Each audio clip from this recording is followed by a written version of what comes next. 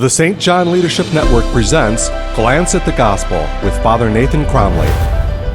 The Gospel for the third Sunday of Easter recounts the familiar story of the two disciples who discover Christ on their way to Emmaus. He walks beside them, asks some questions, opens the scriptures for them, and finally reveals himself to them in the breaking of the bread.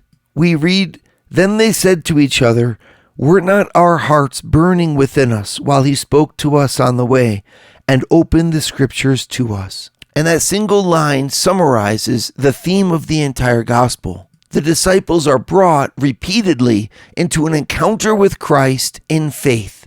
In fact, don't we hear Jesus even tell them, "Oh, how foolish you are, how slow of heart to believe all that the prophets spoke," thus indicating to them that their way to Easter and their way to understanding his resurrection was belief in his word and in his promise. A message that is underscored by the fact that he vanishes after revealing his presence to them under the form of bread. Blessed are those who do not see, but who believe. In a real sense, this is puzzling to all of us. Why would God want us to believe when he could reveal himself to us in plain sight? Wouldn't God making himself visible dispel all room for doubt?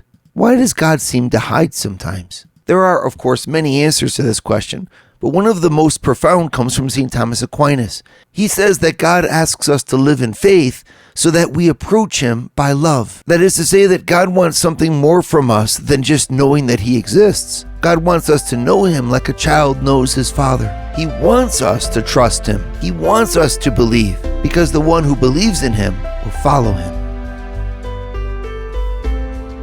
For more information, go to www.stjohnleadershipnetwork.org.